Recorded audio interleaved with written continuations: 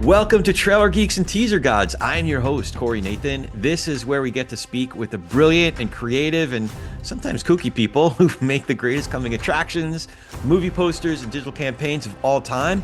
This program is brought to you by the Golden Trailer Awards and by Mesa Wealth Management, our newest title sponsor. And today, I'm just going to get right to it. I am so pleased to be joined by lead editor from XAV, Lauren Zoller. Lauren, so good to see you. How you doing? Hi, I'm great. Thank you for having me. Oh, I'm so excited. So this sort of came about because I fucked up. Isn't that? I mean, that's not unfair to say. Like I I wrongly assigned a really awesome trailer to the wrong person. listen, it's all good. No, I could tell you appreciated the work, I so did. I no really no harm, did. no foul, and I appreciated the correction. Yeah, all good. Yeah, Lauren was kind enough to reach out and say, "Hey, that was me," and she wasn't like a dick about it. She was totally cool, and that's and then we, just got to know each other a little bit better, and now here we are. So it's really cool. All right, so one thing I wanted to ask you about right out of the gate, I forget. So I remember you went to Chapman, right? But did Yep. you grow up in SoCal? No, I'm from the Bay Area, from Northern California. Oh, okay. Yeah. So was it Chapman that brought you to Southern California? Yep. Yep. Oh, Yeah, I moved okay. down here in tw 2007 to go to school. Yeah. Now, we did have Jim Frederick who taught at Chapman, but I'm trying to think off the top of my head if we've had people who've gone to school there. So if you could, how, from what you know about other film schools, how is that? You got a BFA there, right? Yep. BFA in So, film production with an emphasis in editing. So like you choose your like sub emphasis as well. okay, all right. So that's another question I have. But first, to your understanding, how is Chapman different from some other film schools? I mean, my understanding, like, I obviously I didn't go to the other one, so there's only so much that I do know, but my understanding is like for undergrad, like I was there for undergrad, you kind of start in film like day one. Like it's a liberal arts school, so it's not like a specialty film school, Yeah. but you're taking film classes day when you got a camera in your hand, you're sitting in an editing machine like day one. So you really get into it and with like I said, like you choose an emphasis, so it could be either editing, directing, cinematography, screenwriting, whatever else. I think you choose that by like year two or whatever. But like you've done each of those disciplines by Hmm. your first year, so like you kind of have a good, I think, reference point of like what you want to either specialize in or whatever else. They may have changed that. You may have to declare that before you start now. I'm Mm. not sure. But then you at least had some time to kind of figure that out while you were there. Um, and like, I'm trying to also have to grapple with the fact that I like enrolled in college like almost 20 years ago now, which is No. disgusting. Um, so then I'll just speak from my experience then. But yeah, so it's a small school, I would say. Like I think they only let in like 150 film uh students per year. So it's competitive, but my understanding, at least from the a lot of the alumni that I've spoken with, like there's a lot of sense of camaraderie and a lot of like kind of scrappiness and collaboration that I feel like a lot of other film schools it is sometimes more competitive. Mm. So yeah, it's a lot more collaborative than competitive, I would say, the vibe I got than from what I had heard from a lot of other schools. So that I feel like is a really good advantage for Chapman. I also learned Avid there. I don't know how many schools teach Avid versus probably now Premiere, Yeah. or then maybe Final Cut. But so it felt like you were really getting like a good kind of professional education. Yeah, you definitely were. So, and then your emphasis was editorial. So that was something you were drawn to right out of the gate. Yeah, for sure. Did you Um, grow up like cutting stuff, or how did you know that editing was your thing? um, that's a that's a great question. Both of my growing up, both my parents worked in tech. Like I'm from Silicon Valley. They both worked in tech, and I distinctly remember being like, "I'm not going to work at a computer all day like you guys." So jokes on me there. But um, I really like the like my schools like growing up in high school, whatever. I would do like video projects or whatever. But it was not like an arts heavy school or anything. It was something that I had to kind of find. And I found it through like I really liked photography and then got into film that way. Yeah. Um, and once I had done kind of each of the disciplines, I really like editing because I like the idea of it being like I kind of describe it as it's like solving a puzzle without the picture, right? Like you kind of have all these pieces laid out and you get to decide how they come together and you get to stitch and weave this story or this piece together. Yeah. Um, and I like that aspect more than I liked like directing or writing, like the something from nothing. Like I liked making something new out of something that already existed in a way. That makes so Um, much sense because just thinking about the first piece that I'm thinking about that comes to mind is the Peaky Blinders piece. oh, sure. And like a puzzle because it wasn't just visuals that are the puzzle, it's the sound that's the puzzle. Yeah. And they complement each other as if they all go together. Like it could be breath, it could be what there were other just sound effects that kind of worked into Hmm. it was like a sound puzzle that you put together. Yeah. That's interesting. That's Yeah, I mean, I interesting. Yeah. definitely putting that piece together. I mean, it's a piece that I'm super, super proud of. It's the Peaky Blinders, the film, the Mortal Man teaser. Um, it came together with a lot of sound design like that. I mean, it was telling the story of like his headspace kind of Yeah. in my view, right? And doing that through sound effects and like being intentionally super quiet and then super loud, but not Yes. like loud without purpose, right? For me, it was like each you still could feel certain sounds come through, certain effects come through, and each of them kind of tells a story. All right, since we're talking about it, I was going to talk about this later, but now okay, the so the the breaths at the beginning set the rhythm of that piece, and then the footsteps kind of draws you into that rhythm, only Mhm. to have like the explosions like kind of disrupt your trance in a way. And I'm sure like that. So, but then it goes right back down. The other thing I was curious about was did the voices. Did you put that effect on it to kind of give it the impression that it was in his head, or were the voice with that echoey quality? Do you Yeah, remember yes, I what I'm did. talking about? I did do that effect. It gives it a little, it gives it extra weight. It gives it a little extra importance. It makes it feel kind of more ethereal. And then also like, if you notice too, the voice that's on camera, which is his voice, His, has less of the reverb yeah, because that's we're right. there with him, right? So the perspective really makes a difference. Yeah, yeah. But then there's other like more subtle. I couldn't tell if the ringing was left over, like residue of the sound of the penny that was spinning, or if it was a ringing from something else. But there were these subtle effects that all added again to that. I was going to talk about this later, but since you brought up puzzle, I was oh, this makes so much sense now. All right, let me get back to Chapman real quick because you said avid. To your point, like so when you're mentoring up and comers, are you talking to them about cutting on Avid the way somebody might have talked to you about cutting on film? Like, is that? No, no, no, no. I mean, the tools are the same. Ultimately, like the software is different, but like the tools are the same. You still have your splice, your roll, your, all the kind of stuff that you need to do in the software exists in both, right? So it's kind of just what you get used to. I personally, I find that I think Avid gives you a little more control. I think it's a little more precise. Oh, that's interesting. But a lot of people find it very unfriendly to use. Yeah. I basically, aside from Final Cut, like I basically learned on it and I used it for so long that it felt intuitive to me. But I think, yeah, if you were coming from a more like consumer facing product like Premiere or whatever, then it would be quite difficult, or it's just that's certainly more difficult to get into it. You know what's interesting is I'm remembering this is years ago. Counter, who's a creative executive over at Sony, Eric Counter, he came up as a designer and motion graphics and editor before he ever started producing, creative directing, and obviously going to the studio side.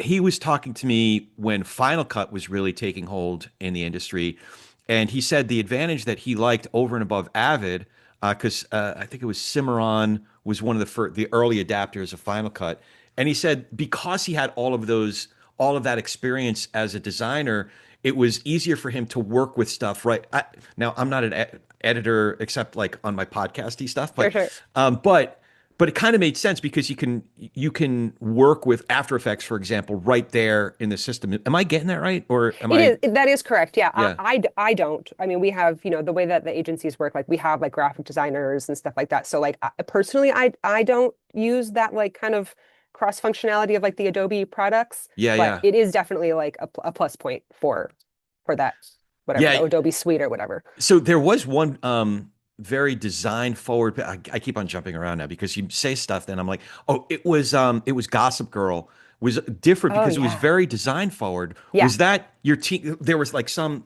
I don't know what you call them, but like not title treatments or cards or something like that. Yeah, But there's these big splashy integrated yeah, graphics. So it's like color treatments. Yeah, it's cool.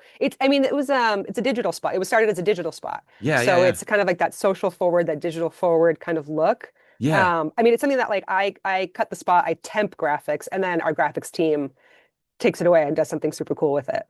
Well, So props. I can't take credit for those graphics for sure, but Well, listen, sometimes you have your hands on the instrument and sometimes you're the conductor. Either way, you're making beautiful music. But what stood out to me is because I started to looking at audio different pieces. I was starting to get used to the idea that, oh, she's going to hypnotize me. I'm going to come into this world through a certain way. But then I was watching something very different, and it was like for 30 seconds, I was like, ooh, pretty. Like it was the visuals that really sure. bringing me in. Yeah. So props to you and the team, the graphics team over there. Before we move on, I wanted to tell you about something else that's important. Money. Specifically your money. In all seriousness, I wanted to tell you about my advisor and my friend, George Meza. George runs Meza Wealth Management. And with George, it's not just about money, it's about helping us manage our present and plan for our future. And unlike a lot of other firms out there, George and I actually have a relationship. He knows me, he knows my family, and I know his wonderful family. I also know his firm and the incredible team he's put together, from his chief investment officer to some of the other great people in his office, like Jessica, their head of operations, that are always there to help me and with all aspects of our portfolio. You see, the thing is, I got a lot going on. I guess we all got a lot going on, and I don't have the time to watch our investments all day, every day. And even if I did, I don't have the experience and expertise that George's team collectively has. So we get the entire Meza Wealth Management team, all their expertise and all their integrity. And again, it's based on George knowing me personally, knowing my goals, and even the kind of risk that's appropriate for me to take, which, by the way, could change from one season to the next.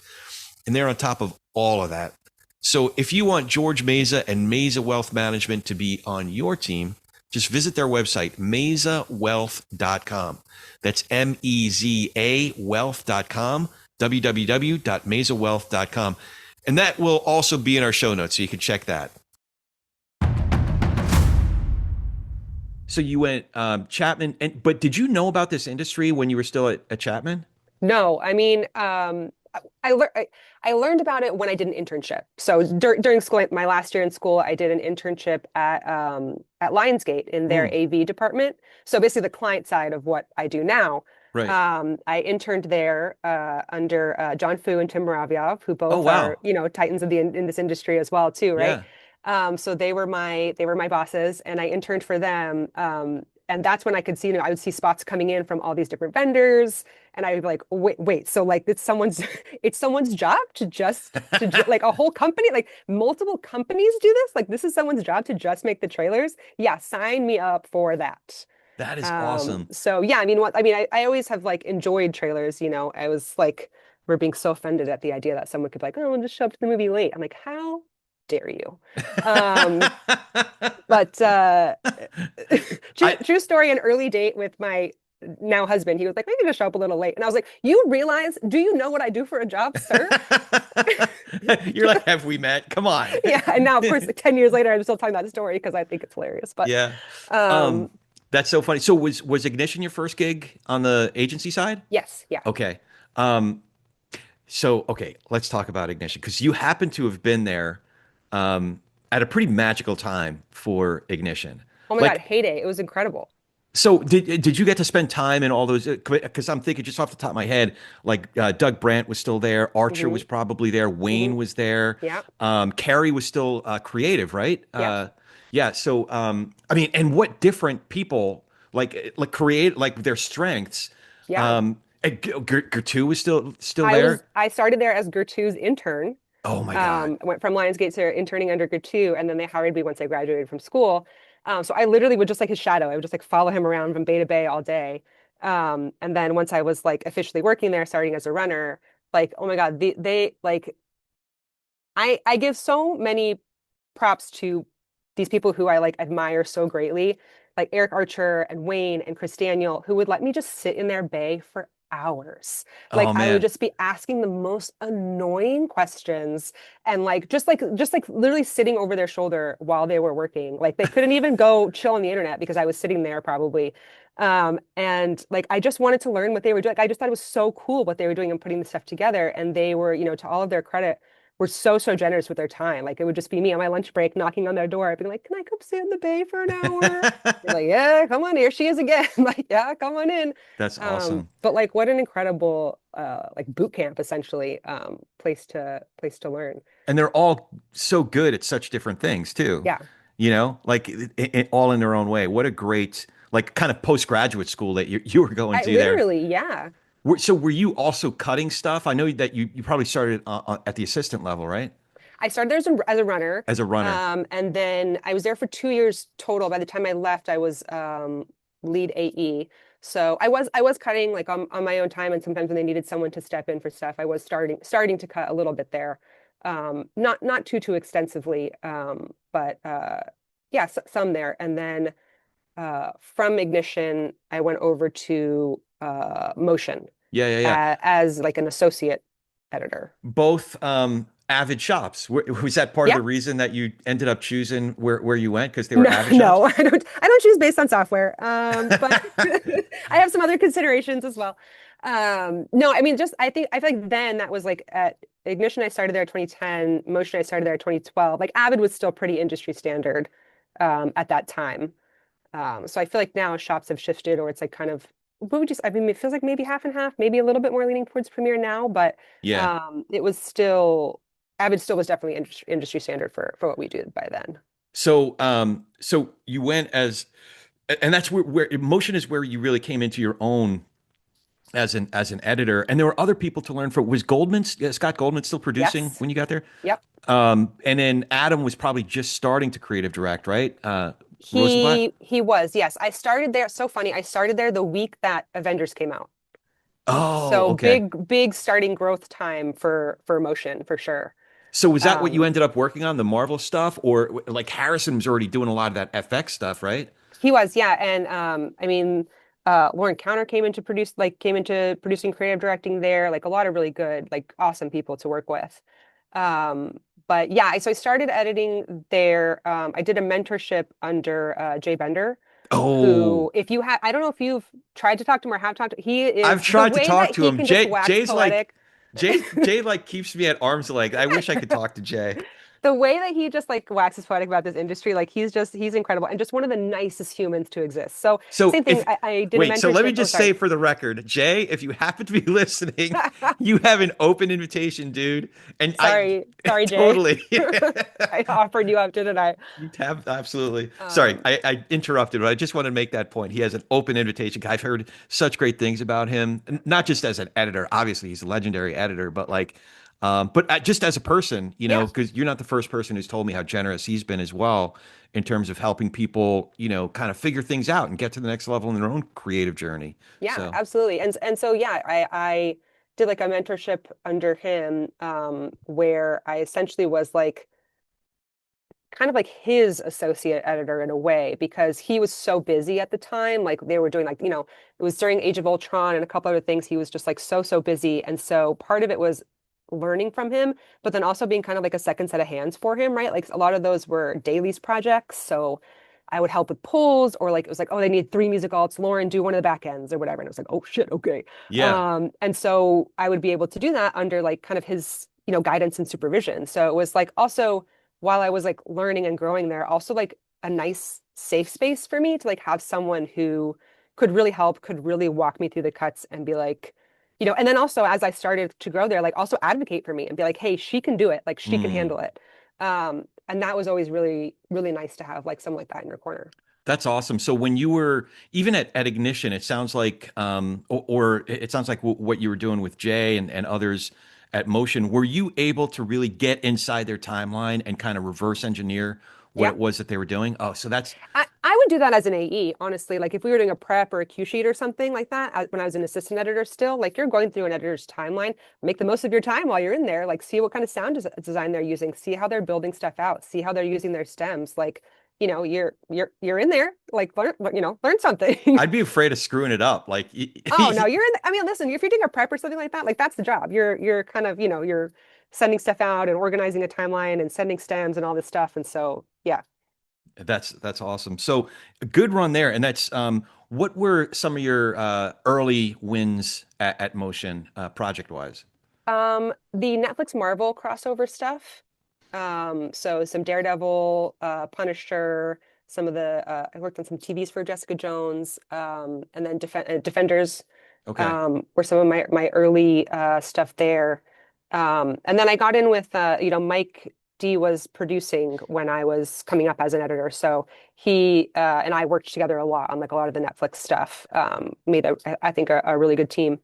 And same thing, he had been a former editor, so it was a nice like, as a producer, he could really get into like how something needed to be crafted and if I was struggling, really provide a lot of help in that. That's awesome. And now you ended up going, you had a really good run at Motion at like 9 years or so, Now 10 years? almost 9 years, yeah. Yeah, yeah, yeah.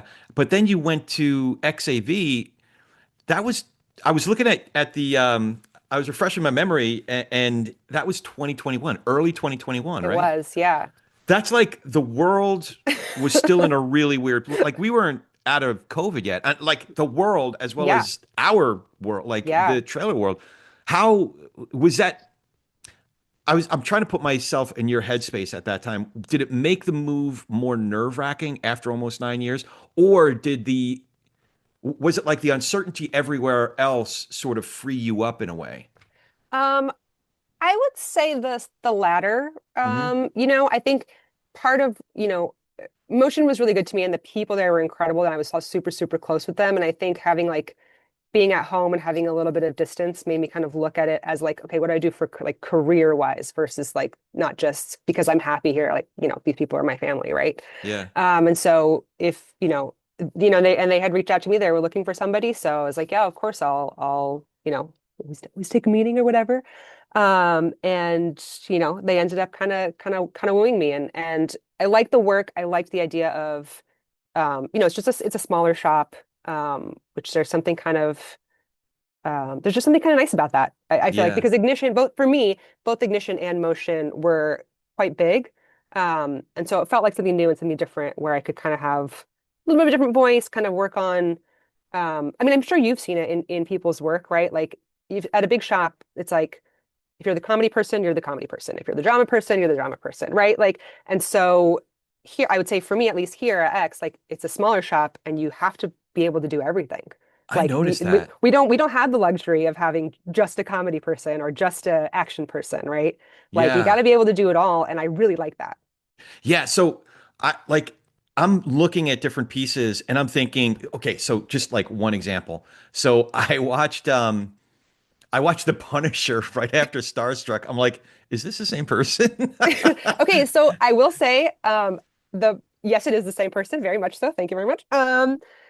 But the Punisher trailer I cut simultaneously while working on the Barbra Streisand musical special trailer. Couldn't So be more different. we contain multitudes, We do. and Well, that's sort of my question is that do you have to get in a very different creative space, headspace, or are you just like you're not even conscious of having to shift gears that dramatically? It's like it's in you and you have, to your point, like you have that range within you and it's like you don't have to think about it and shift gears that deliberately. um, I mean, I think most of us, most editors in general, were working on more than one project at a time. You rarely had the luxury of only working on just one project at a time that has your Yeah. entire focus, right? It's like usually I'm working on a couple different things at a time that have different deadlines, so their urgency is different, but they still have to kind of exist at the same time in my headspace. So that's not uncommon. I will say for the most part, I mean, there's fundamentals across everything that are universal, right? Hmm. Like we were talking about sound design earlier, like if you know rhythm and you know pacing and you can cut action because you can cut on rhythm and make something cool, but you also can cut comedy because you know how to pace a stop down to land a joke. Like those things are universal no matter what you're working on. Hmm. Those kind of fundamental skills. So it's how you apply them, and in my opinion, how you apply them will always depend on what the project needs. Trailer Geeks and Teaser Gods is brought to you by the Golden Trailer Awards. For folks who are just starting to get plugged in, the GTAs is an unconventional ceremony that honors excellence in feature film trailers, teasers, and movie marketing. Or as some folks like to think of it, it's the award ceremony for the short attention span. We all just celebrated the 25th Golden Trailer Awards. So, would that be the Silver Golden Trailer Awards? Either way, it was a terrific show. Monica and Evie do such a wonderful job putting it together. Tons of fun, so much awesome work across the board. And mostly, it was just great to be together as a community. So keep an eye out for a number of exciting developments over the next year. Just make sure to stay plugged in at goldentrailer.com for a ton of exciting developments. That's goldentrailer.com. Let me ask you this. So we were talking about timelines. Can you almost tell the timing is there, say for comedy and landing a joke, when you're looking at a timeline, or is it something that you have to feel as you're watching and or hearing? You can kind of see it on a timeline. It just depends on what you're looking at. I can work visually sometimes. Like I'll do, if I have a sound effect that has like a peak at a certain time, I use a lot of locators so that I can do things visually. So Yeah. if I'm pulling like a section out of the middle, I know that I can just kind of pull something out and stitch it together because I have my beats lined up with a locator and my sound effects lined up with a locator. So I can easily do it visually. Of course, I'm always going to listen and check and make sure I didn't miss a frame or something is off. So that makes like doing notes and changes a little easier just in the way that I work. Yeah. But I feel like with rhythm, like you always feel it. I'm not a good musician, but I did grow up playing the drums. I'm bad at them. But I still like I have a set at home, an electric set at home for my neighbors. But I still play a little bit just because it's fun. I like it. I like the rhythm of it. Yeah.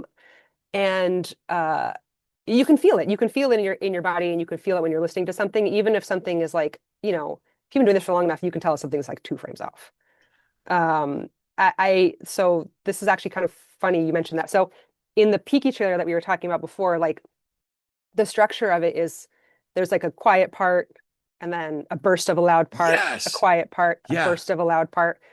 So as we're going through notes for that piece, like back and forth, there's one point where we kind of toyed with like, do we need some kind of a metronome throughout, like to keep the whole thing on some kind of pace? And we don't Yeah. have one there, but there was a section where I slotted one in. Yeah.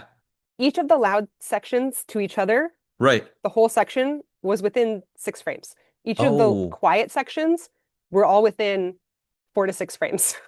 And I didn't math it out when I created it. It's just something that you can feel. you know what's funny is I've shared this before. So I was kind of being dismissive about the editorial I do on the podcasts. But there are moments in every episode that I cut where I almost have to sort of close my eyes and drop stuff in without looking at it. Like I have to hit. So on my, I'm sure this is probably the case for everybody. All the editors out there are like, you novice. But so the space bar, it stops the thing. So I'm listening to the cue, and then I have to go by feel. I Yeah. have to go by the rhythm of it to where the next cue goes in. Because so something I do know a little bit better. When I was in the New York theater scene, comedy, it's kind of a cliche, but it's so true that dying is easy, comedy is hard. And some folks just didn't have the ear for it. They didn't like they didn't understand that there's a musicality to comedy. And if you Yeah. don't get that, like um was it Rain Man? Rain Man was a movie. And he's like, why'd the chicken cross the road to get to the other side? He's like, you're not getting it. You're just not understanding this. you know? But anyway, that it makes a ton of sense that it's a feel thing. But you're able to see stuff it seems like, as readily as you're able to hear stuff. Is that fair to say? Um, yeah, because I've set myself up that way when I cut. Okay. All right. Yeah, I've That I've made it so that I can also do this visually. Yeah. all right. So let me ask you about some specific. Wait, I want to make sure that there was something. Oh yeah, I did ask about the move to XAV. So it is it is remarkable how different, how all the different genres that you work in. The only thing I didn't catch between The Punisher and Starstruck was that those were two pieces that were very character driven. It's so like, Hmm. yeah, so like Starstruck, since we brought it up a couple times now, um, uh, it just it felt like you fell in love with those characters. Yeah, And I did. I love that show. For everybody who hasn't watched that show, I mean, it's very British. The humor is very British, yeah, but it's just like a uh, it's a very smart and clever like rom-com, and yeah, the characters are so funny. And as you can see from my reel before Starstruck, I don't work on a lot of like the comedies and the rom-coms before, so it was nice to kind of let that character shine. yeah. And that's the draw. I mean, to me, that's the draw of the show, right? Yeah, absolutely. Those characters are really charming, and in a way, that it was a restrained piece because you allowed the characters to speak for themselves, more so than a lot of other pieces. Not that you didn't show restraint on other pieces, but the like I could tell the artistry in a lot of the other pieces, whereas this one, you just kind of like, all right, let the characters speak in this one. So that was really cool. Now the DTF St. Louis. So metronomes. So that's where the ticking really drives the whole piece. Like This, yeah, sorry, go even ahead. when it stops, like even when the ticking stops, like you know, you're drawn in specifically because, oh shit, what's going to happen now? Like I'm almost like hypnotized by the ticking in a Yeah. way. And then when it stops, it's like, oh shit, what's going to happen? So you're drawn in, and and the times that you chose to do that. Okay, so let me ask you. First of all, how do you discover a motif like that? Is it kind of by accident, or you decide in advance, or collaborate? Like, how does it come about? It's a great question. I mean, the DTF St. Louis trailer is so fun, and it kind of took off online a lot more than I expected it to. It's just so weird. It is weird. And again, like that's is driven by the show. The show is weird. And it was nice that we were able to, there's times where you have to cut something that like hides the show or like, oh, let's make it seem more like this or that. And Yeah. we got to really like our clients were really like, yeah, no, this is the show. Let's roll with it, right? Which was great. Like there was versions of it where it was a little more straightforward. There was a little versions of it where it even got more weird. So this is Yeah. kind of where it sussed out. I would say that the motif for this one was really driven by that cue. I mean, at X we have an awesome our music supervisor Brian Sotelo is incredible. Like he'll pull a folder of songs and the songs that he pulls will like range in, into expected, unexpected in one direction, and then unexpected in the other direction, and everything in between. And somehow you're like, none of these make sense together, but like I always find something that I'm like, this is Yeah. the thing.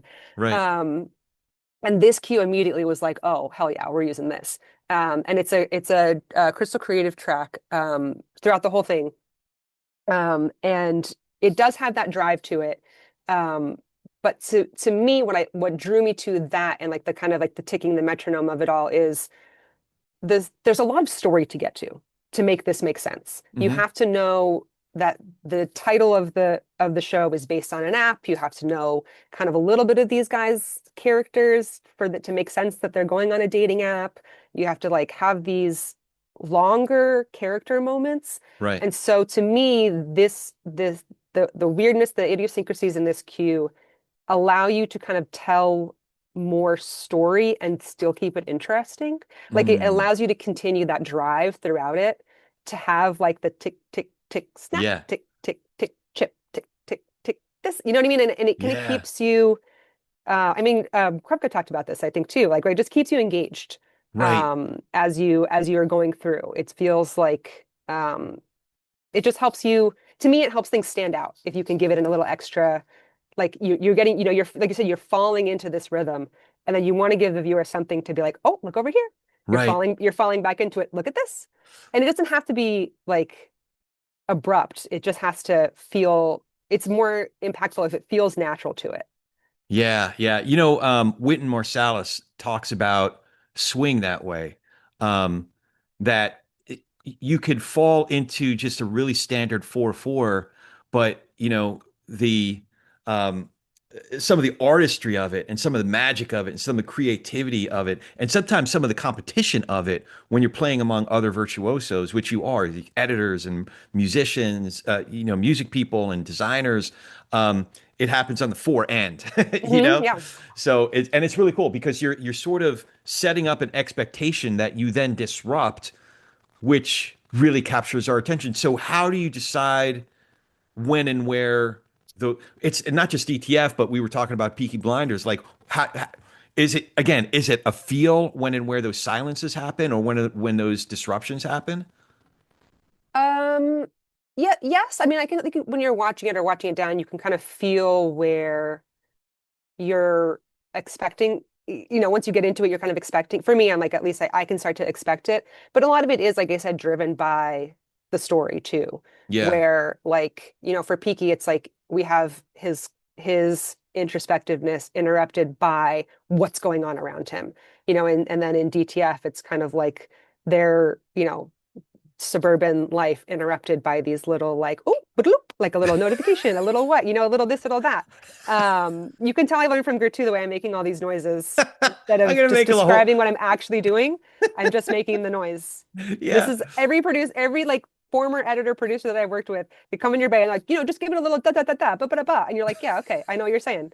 And somehow this language that we've created just works. I was visiting Maria one time, and it was when Fogelson was still running Universal, and they had an entire conversation where I think they didn't say any words other than the thing. Yeah, Can you do the thing with the thing? And yeah, it was thing. the two of the most intelligent people I know, and they had a whole do the thing with the thing. You know the thing? But see, okay, I actually feel like that is incredible because there are people that you work with for long enough or intensely enough that you do have that like unspoken in a way language. Like the producers I work with, I'm like, I know, like we worked together so many times. I'm like, I know what he's looking for. Yeah, Like he yeah, says, absolutely. he's like, give it the LZ thing, give it the Lauren treatment. And I'm like, yeah, okay, I know what he's looking Right, for. right, right. All right, so you mentioned brilliant music people that you collaborate with. One of the pieces that I was just charmed by was the Poker Face piece, but it Hmm. was all right place, wrong time. Like that dominated the entire Yeah. thing. Now, was that something that was given to you by client, or was it one of the choices of your music soup? So how did that one come about? That's actually funny. Poker Face was really fun because it's so same thing. It's like so cross genre, which is like there's a little bit of action, a little bit of mystery, thriller, comedy, right? It's like kind Yeah, of balancing all of it together. And so that cue I feel like was perfect because it's kind of retro, it's kind of a throwback. But the lyrics actually do a lot of heavy lifting for the story because she's consistently like she's not asking to solve these. She doesn't want to be a detective and solve these crimes. She happens to be in the right place at the wrong time or the wrong place in the right time. yeah. And so it kind of helped us a little bit. I feel like get a little bit of that, get some of that across. And that was a combination of Brian, our music soup, and Josh, my creative director on that project. Okay. They both were like, "What about this?" We were exploring copy, to maybe use copy in the spot, and I was like, "Gosh, I said that I was just kind of in the right place, wrong time, wrong place, right time." And they're like, "Oh," and they were like, "Well, do we have a song for you?" I Yeah. hadn't heard the song before. And we were all three of us were just like, light bulbs, like ding, ding, ding. Okay, let's do it. Let's roll with it. So when you Um, have such a prominent song and like a prominent motif, does that change how you go about shaping the trailer? um, a little bit because if you're going through, the trouble of paying for a commercial song, using a real song, you don't want to be hiding it. You don't want to be fighting against it. You want to Yeah. let the lyrics kind of sing where it's appropriate. So I would say as far as like structurally, it does a little bit. As far as like how or whether I tell a certain part of the story, no, but structurally it's kind of like the timing, right? You want to like use I mean, and in Punisher it's the Metallica song, right? It's like you want to let some of the lyrics come out, you want to like let the audience get a feel for the song, or either ease them into it or throw them right in. So I mean, long answer for yes and no in a way, right? I guess every piece is a little bit different, and not to harp on this too much, but like so looking at a piece like Loot, um, versus we're talking about Peaky Blinders or The Last of Us, like Loot couldn't be more different than Mhm. those. Have you always been nimble that way? Has that always been in you, or have you developed more ability to attack such different genres since you were kind of handed those challenges? Yeah, I think I developed it for sure. I don't think I was, naturally able to just do, kind of like jack of all trades. I feel like it's, like I was saying before, it's easier to get, um, to kind of be on one track, especially at like when you're like coming up as an editor. It's like, oh, well, she's shown that she can do this genre, so we'll give her more of that, right? Now you're the go-to person for this. And so, part of it, like I said, is just out of necessity. At XAV, it's like, okay, well, we don't have a dedicated comedy person, a dedicated, action person or whatever.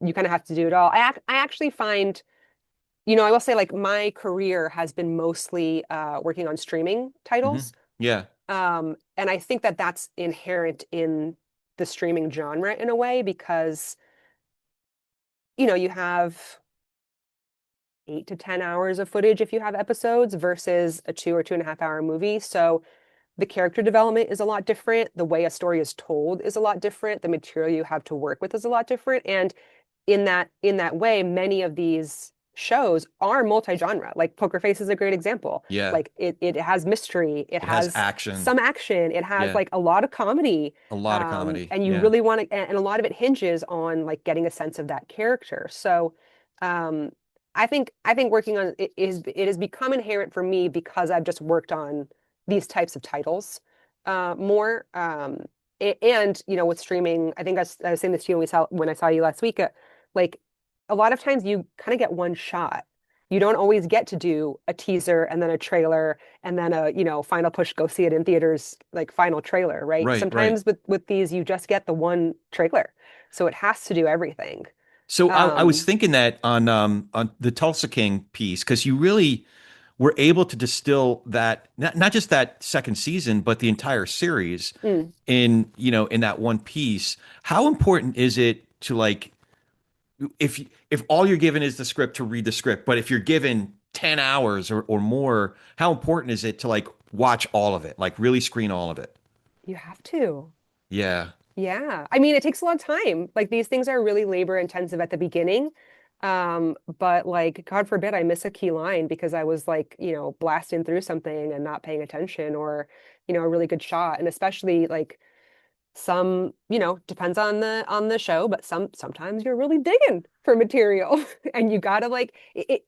So like, if I am crafting my version one, that's one thing, right? But then when we're two, three, four, five, six, seven, eight versions down the line, and they're like, oh, we want a new joke for this. Yeah. I'm not gonna go watch everything again. I have to know what's there.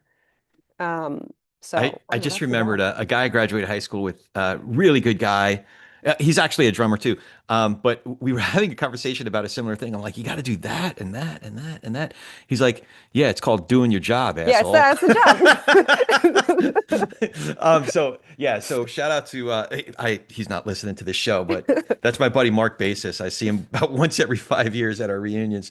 But the yeah, so that's such a different, it almost seems like a different art form than cutting a trailer because you're given 2 hours of material or 2.5 hours of material to cut to a 2.5 minute piece. Oh, that's another question. How different is it cutting a 30? Because like we were talking about Gossip Girl, and that it was almost more impressionistic Mm. than story or character driven, but it does a similar job in terms of like kind of rousing my interest or like, ooh, what's that? So how different is that cutting a 2 minute piece or 2.5 minute pieces versus your 30s and shorter pieces like that?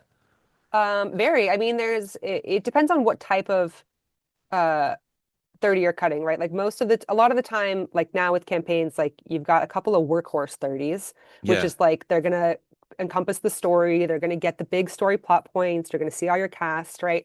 And then like the example of the Gossip Girl one is like then sometimes you can move into like some stuff that's a little more tonal. Yeah. Like we can do like this. It's been fun working on 30s for DTF because they're just kind of leaning into like, yeah, you want to explain what the app is, but other than that, it's like you can kind of just lean into like one aspect of the character or whatever else. Like you can get a Yeah. little weird with it. Because they can just be like little, almost like a tone piece, right? I find 30s challenging, to be honest, Really? because yeah, I'm just so used to working on longer form that I want to like really get into it. Um, but now that I've done, gotten to kind of like get out of my head with it with the 30, because at first I always start with like, well, I got to explain this and I got to explain that. And then I have to, back myself off and be like, no, you don't. You just have to like, you have to like get, the interest, the interest has to be there and like kind of the why does this exist, right? But like you can kind of have a little more fun with it. Yeah. I would imagine part of that is just trusting just just get some mess up on the board, right? Get like whatever you have to do, just like dump get the first version out. And then you have good people that you're working with. So if you revise and you'll get there either in your bay by yourself and your own revisions will get you there, or you can lean on, I mean, Josh is a pro and so many other, up and coming producers, Rachel and them. Like, there's just so many other great editors that we've had on the show, Zuck and like, there's Yeah. so many other great people. And Eric, there's so many great people there that you can rely on, as well as along the way. We've talked about your other shops that you've been at. So, but that must be the hardest part. Is it for you the way it is for a lot of other editors, just getting V1 up on the board? Getting started. Yeah, of course. It's like, you're like, okay, here we go, crack the knuckles, new project, right? Like Yeah. let's get it started. And you open your timeline and it's empty, and you're like, well, shit. How I start, it always depends. Like normally I try to at least start with like, okay, either I know where I want to start the trailer, or I know, okay, I want to build up to this moment. Yeah. Or like when I'm watching something, I'm like, oh, this piece was really sticky. I want to make sure I can. This is something I feel like I need to get into the trailer. So like sometimes I can work around like a couple of puzzle pieces if I can get those down at least. Hmm. And then sometimes, yeah, sometimes it is like, throwing something on the wall, like throwing something down on the timeline. And then once I see it there, I'm like, oh no, that's not right. Or So, I'm like, oh, this is actually like, okay, it's not right, but it's close to what I want. So yeah. let me go dig for the thing that I actually do want. And so sometimes you don't know if it's right or not until you see it. I would imagine that if I was in that really scary moment before I start to like really get anything, um, like again, like just it's different as an editor, but I do some writing. So if I was in that moment before you actually get any words on the page or anything on your timeline, in your case as an editor, I'd probably walk by somebody like Zuck's Bay and be like, "Fuck you, I hate you." Right? The thing that's nice is I think we all kind of share this trait. Like all meaning like everybody in this industry. Like we're all terrified of ourselves. It's fine. Like and again, I've been lucky to work places where people are um really cool. If I'm like stuck on something and somebody else is working on it, I'm like, can you come look at this? Like, am I insane for thinking this or that? And vice versa. Like, I think we all, at least the places I've worked, I've been lucky that people do that for each other. Yeah. Um, but yeah, it can be scary. Like some of it is just kind of starting with instinct, Yeah. and seeing where that takes you. And then also not being afraid to throw something out. Like I've had that where like I've, cut a version one or something and then um showed a producer or whatever and they're like, oh, we like it except for this thing, and it's like the thing that I like the most. I'm like, are you crazy? This is the whole reason for being. And they're like, well, but and then sometimes you just have to be like, okay, well, what does it look like? Okay, let's just see, what does it look like if I take it out? Yeah. Yeah. um It's and called killing your darlings. That's what yeah, that it's is. the worst. Yeah. So you mentioned something before that I need to ask you about. Have you ever been put on a project that you had to politely decline, whether it was the material was maybe too sensitive, to hit too raw of a nerve, or maybe you found it objectionable. Have you ever been in that position? Um, Or maybe the movie just sucks. I don't know. Like, no, I mean, I've not been in a position where I've been like, hey, I'm not going to work on this. Like, there's definitely been stuff where I'm like, I'll voice, I'm like, hey, I'm happy to work on this. I don't know that I'm the best person for this. yeah, Like, there was one show that we worked on that was like a pretty gory horror show, and I don't do well with horror. I fall for every jump scare. Like, I know how a jump scare is made. I could literally make one, and I fall for them every time. Like, I just don't. I'm just it was. It's not an issue with the horror genre. It was this particular title that I was just kind of like, I don't know that I'm the right person for this. Like, could I cut you something? Sure, but like, yeah, I don't know if you're gonna like it. I don't know if I'm gonna like it. yeah, And so, if they were like, hey, too bad, I'd be like, okay, cool, that's fine. But it's they don't want someone who's not confident on something, right? right, right.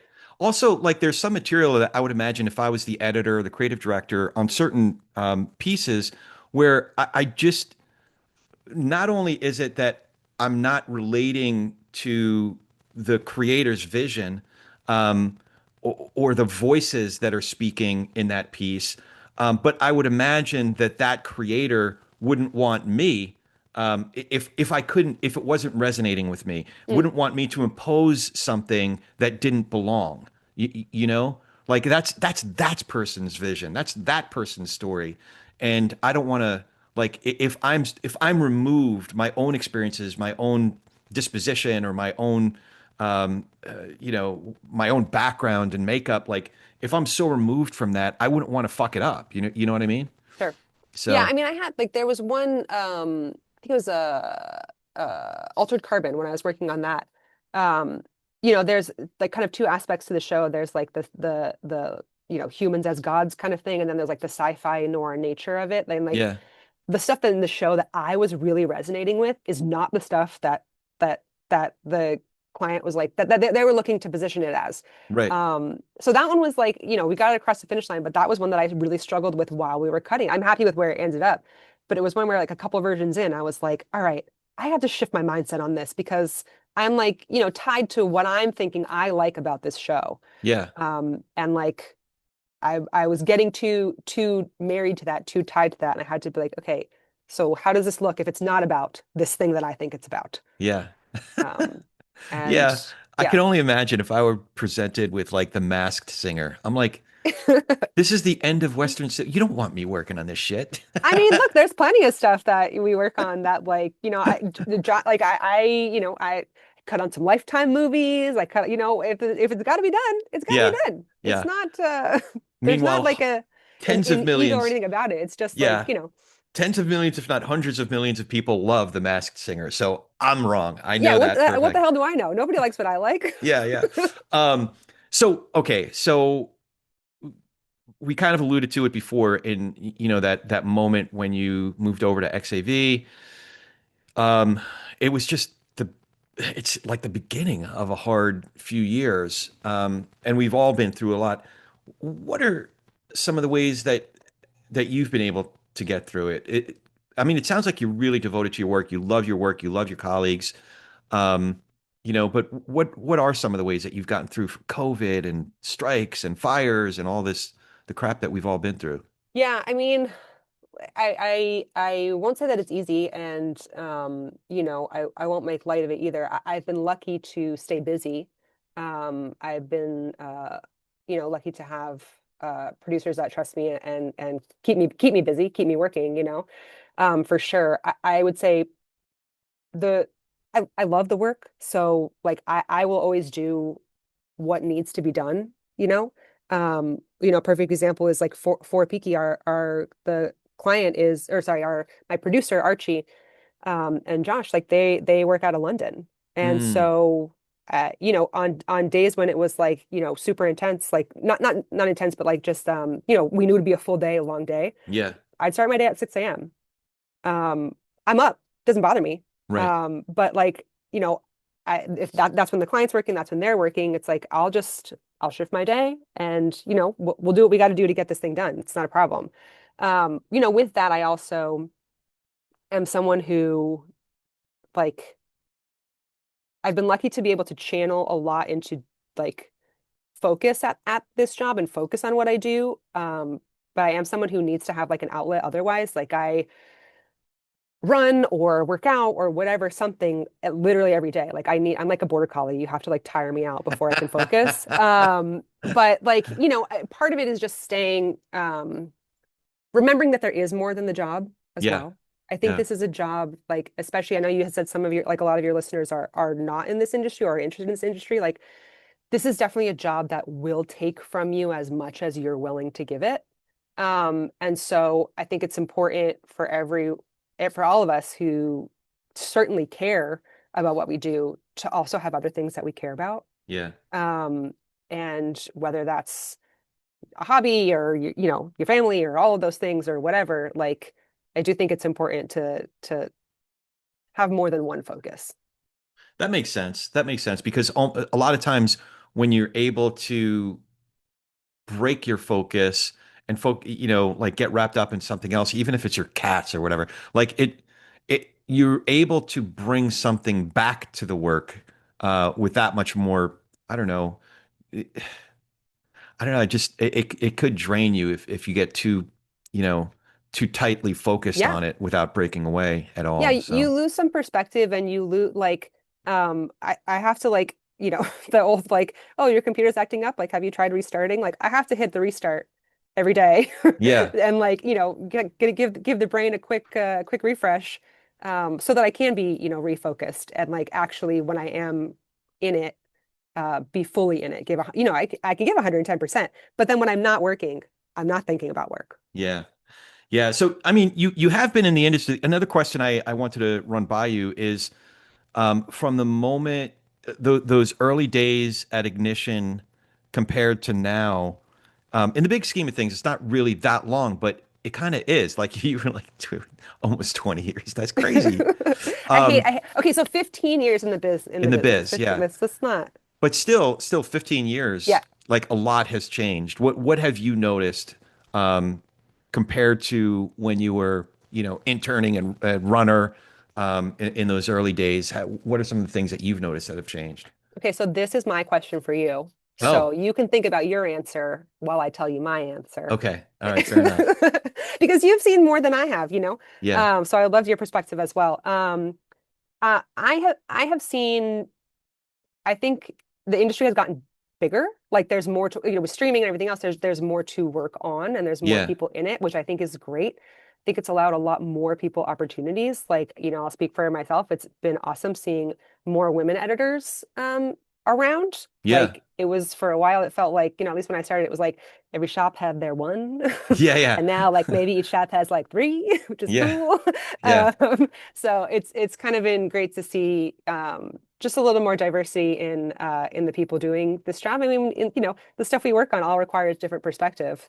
And to the point you made, I think it's important that any of us can work on anything, but we bring our own perspective to it as well. Um, I have seen a little more like I think this is because of COVID and the results of now working from the ability to work from home, which we never had before. People regaining a little more of quality of life back. Yeah. I have friends who were like, if it weren't for work from home, I wouldn't have seen my kid take their first steps. Like that's crazy Yeah. that people used to never like in this industry. I'm sure you saw it. Like people didn't even eat, you didn't eat dinner with your family. Like you were not home. Like you were like, I'll speak for myself. I was at work 9 a.m. to 9 p.m. every day. Like, and now with like, if I'm home, if I'm still working, like, I don't work those hours as much now. Um, but at least I'm with my dogs. At least I Yeah. can say hi to my husband if he's home. Yeah. So I feel like we've regained a lot of quality of life. I won't say that that hasn't had any downside. I think mentorship has suffered a little bit Oh, because yeah. people are not in the office as much. So I think it has been a little harder for people coming up to get that hands-on, that like firsthand, dedicated time and experience with people. But that's at least the bigger, in my opinion, shifts that I've seen. Yeah. That Um, that makes so sense. back And at you. oh, so you want me to answer that No, now? I'm just kidding. You can. So you know. All right. This is going to be one of those things that comes back to bite me in the ass, but I just Great. have to be candid about it. When I first started in the business, there was a preponderance of companies that had a different management style than what a Mm. lot of Hmm. companies really prioritize now. Yeah, And listen, I have not walked the halls of XAV, but I know enough of the people there and how they speak of it to know that it's a really good environment. it is. Even though I haven't been in Aspect's new building, I know Lisa and Nadi and so many of the leaders there, John, Berkowitz and his team, and the games got and so many of the brilliant editors that I know that they really value. They don't just talk about it. It's not just lip service. They value and work really hard to cultivate a certain culture. I talk often about Bond and AV Squad shops like that, that it's like in their DNA. And they don't, it's almost something that they don't have to think about. Grown ass people doing kick ass work is what Chad has often said. Yeah. I've talked about Bond where they'll literally no, you haven't taken your vacation. You need to take your vacation. Like they're telling their people, like they're kind of not pushing their people out the door, but it's like they value it so much. And then you can see it. Now, that wasn't the case. It was the exception, when I first started in the business. Me too. Yeah, I remember seeing that. Totally. Yeah. And people they would almost joke about it. It's like the day isn't over unless, so and so threw a tape at my head. And I'm not being, Yeah. I'm not being hyperbolic. It's literal. Now, this is the part that'll get me into trouble. I'm not going to name names, but there are still a couple companies that they might know those words and they might, when they're recruiting someone, say that they're very family friendly and Mm. they love it and it's such a great environment. They're full of shit. Like Yeah. there's a couple places where that's it, and that's their prerogative, by the way. They're like, I'm not saying that people in the industry are, consciously being abusive, but there are places where their priority, they have a different order of priorities. Let's put it Yeah. that way. Yeah. And if somebody's feelings were hurt because a higher up spoke to them in a disrespectful way, so be it. That they're put your big boy pants on, and that's part of the job. And this client needs their shit, and you fucked up, and get over it. So there are still companies like that.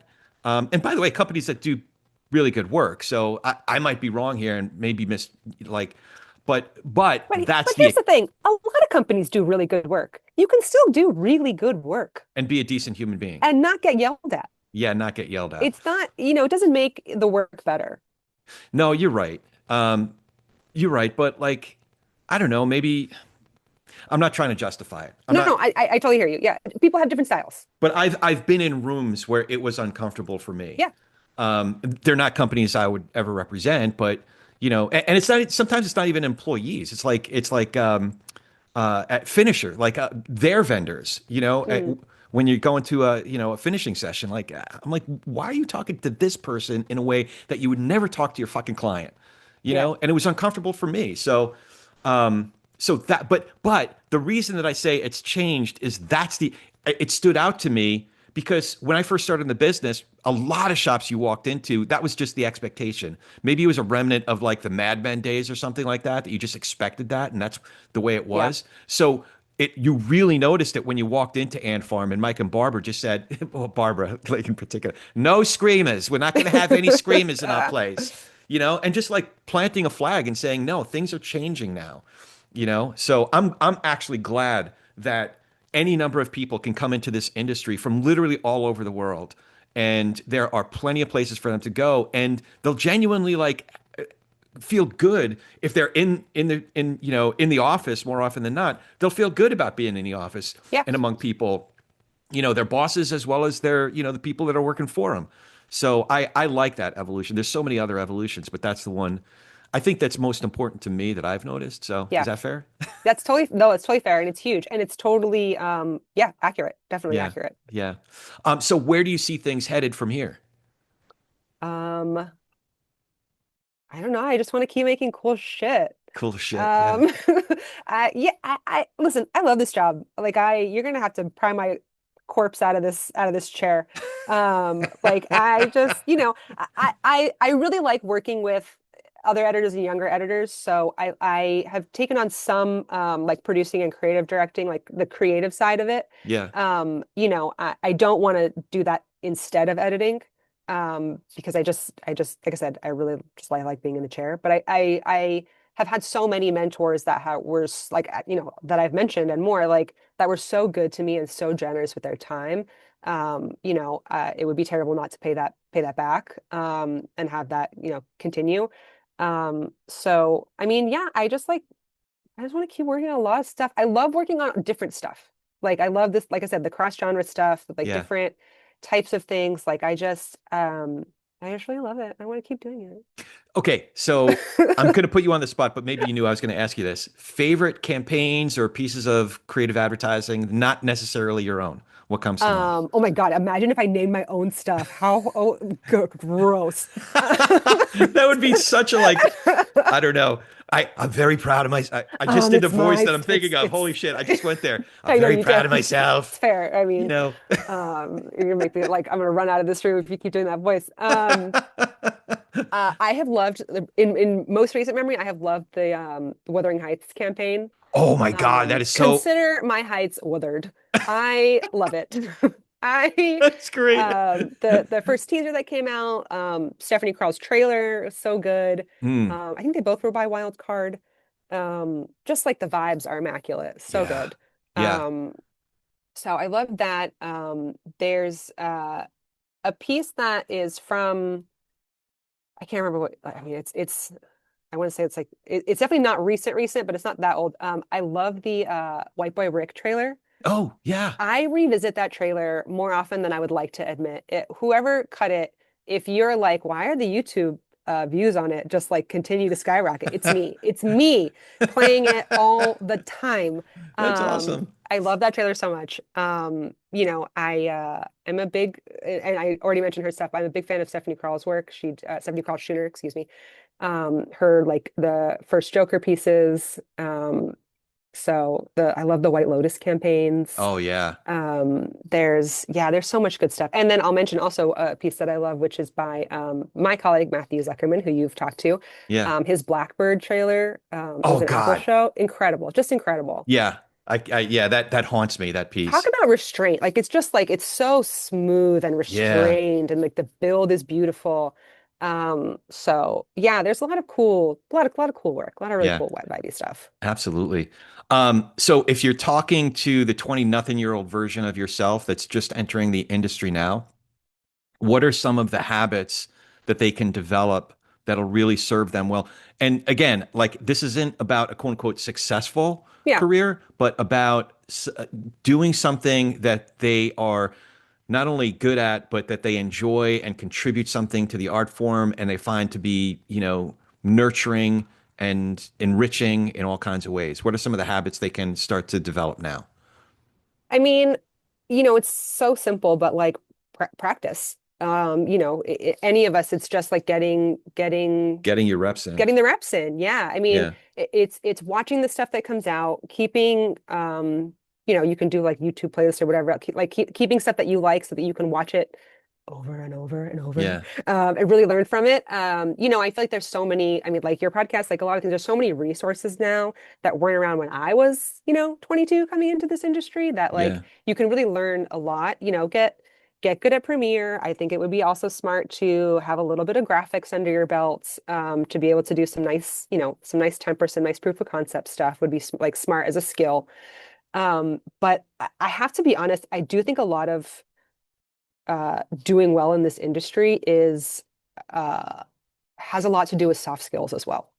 Mm. Um, Being able to understand what people are asking for when the words don't necessarily match what they are looking for, being able to kind of read between the lines. And, it's like, I used to say in the Bay, it's not necessarily in the Bay anymore, but like your producer has to want to be in your Bay all day. Like you are working so closely and so intensely with your producer, they're under pressure from their client. So, you need to help them it's collaborative. You need to help them get to where the piece needs to be. you're making them happy, they're making their client happy, right? So like there is an aspect of like the service industry of like being skilled in like a service industry background or something like that, that I think everybody benefits from, Yeah. of like just being a good person, being easy to work with, and problem solving. Really, like that's the biggest skill to develop is quick problem solving. If I was only cutting version ones, I'd be employed for like what, 6 weeks out of the year, right? Like the job is to be able to adapt, to take in notes, to understand what those notes mean, and to execute them well. Yeah. Like that's the core of the job. And so getting the reps in and being able to try to think of things in more than one way, Okay. being Yeah. adaptive in that way. And it's not like you can just be like, oh, I'm just going to decide to be adaptive, but like whatever you need to do to to help your brain think that way. Um, yeah, A lot of this is AI proof. A few things I that you hope. Well, said. let's hope. Yeah, it really is because, like, look, anybody can, feed a bunch of content into AI and say, "Hey, find me the shots where so and so looks this way with, a smile," or like, but doesn't. That's not the work, right? Yeah. Um, And it also doesn't mean anything. Just a head yeah, turn doesn't mean anything. yeah. What are we looking at? What's motivating it? Yeah. So the soft skills, and that shows up in the Bay as well. Hmm. And keeping in mind what the job is, giving somebody grace because you know that they just heard it from their client. Um, keeping. I'm reminded of something Clive Bailey said a long time ago. There was like a little mini debate in his room, which, by the way, so it should be said about Clive. One of the things I really respect about him, even when he had like the biggest print agency in the company, you'd walk in and he'd still be building a comp. The B and BLT would still be building a comp. So a lot of respect there. But there was like this little mini debate in his office, and Dawn is always was very quiet until the very end, and then she dropped in her just bombs of wisdom. But Clive actually, so what is our job? What is our, and it was something along the lines of, we got to sell this poster. We got to sell, we got to get the finish. We got to do this. And Clive's like, no, no, no. We have to help our client sell the movie. Yeah, that's the We have job. to Yeah. help our client open the movie. So it's just really having that perspective. It really captured so much because you have to get your reps in and do the work. You're at the service of your clients, but there's a bigger job to do other than like convince somebody that this version is the one and keep that shot in and that that cue or whatever. So Yeah, we interesting all want to stuff. make the coolest piece we can, Yeah, obviously, and there's always a time and a place for that. But yeah, of course, the end goal is to get people to watch the yeah, thing. that's right. That's right. All right, so you did get your question in for me. Do you have any other questions? Um, do you have a favorite piece in recent memory that you've watched? It doesn't have to be mine, Corey. Well, Just actually, so the Peaky piece was really good. And I'm gonna go back and watch that a bunch. I can't watch uh the DTF one because it's kind of disturbing. you Like get under your skin. it Great. did, yeah, it really Good. did. But the Peaky one is just so like, oh man, I love that one. But in recent months, anything on Hamnet was just Oh yeah. next level. Um, Just like a beautiful song. Like it's very like it feels very like the flow is beautiful. It's really yeah. nice. Yeah. So a lot of that work.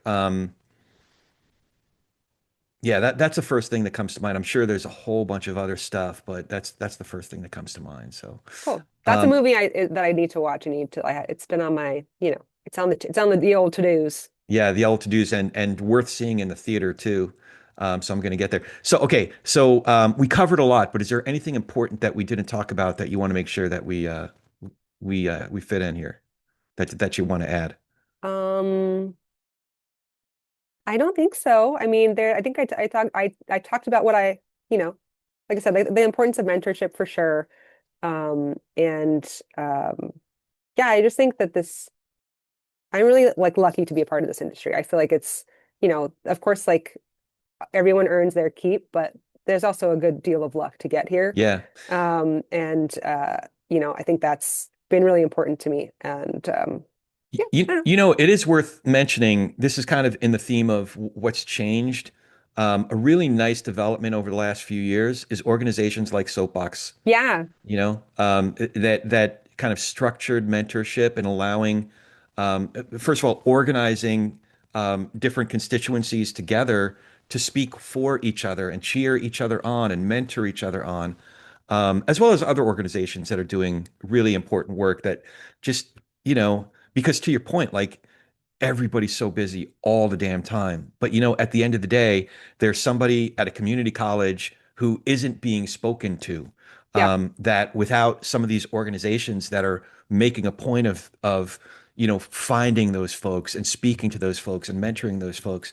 Helen is in my book is a saint, that she really galvanizes a lot of that work too. So that's a She that's been a she works hard, man. She like, she yeah, works her just ass off. incredible. Yeah, Yeah. I mean, just for a little context, like, Soapbox is a group for women and non-binary folks who it's kind of a networking and mentorship group for us to gather, support each other, all of that. Like that for me has been really nice. I'm on the advisory board this year, and it's been nice to see that organization grow, Yeah. like, just putting up huge numbers in growth. And it's great to have a place for people to congregate and find support, and to also just kind of like, it's for everybody in the industry. I'll speak to editing specifically. Like, editing can be quite lonely. Of course, we all chose to sit in a room by ourselves Dark all room. day.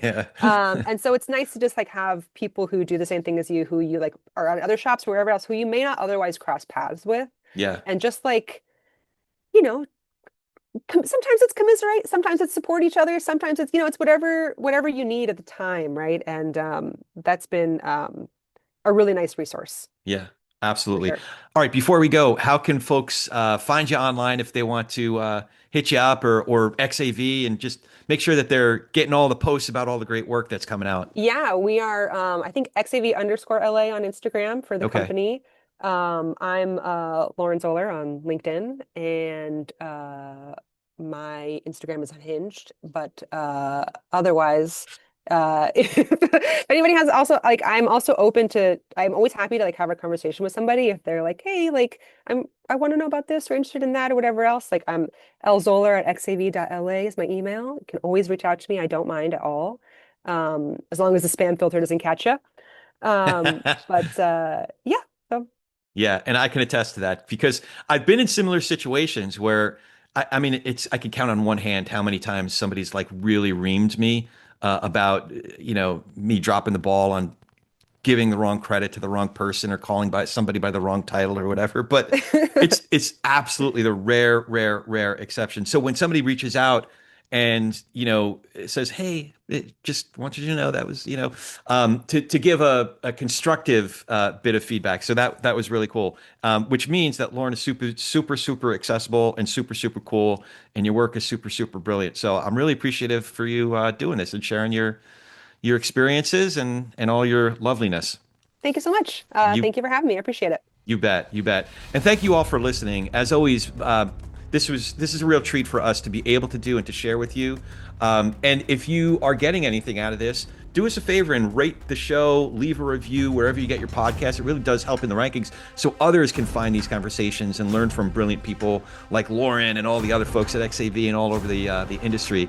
Follow us on all the socials. I'm at Corey S. Nathan at Corey, S as in Sam, Nathan. And definitely check out our awesome sponsors. They help us keep the lights on. The Golden Trailer Awards and Mesa Wealth Management. So thank you to those guys as well. Really grateful to all the folks for helping keep the lights on, and thank you for joining us. Now go do some inspired work.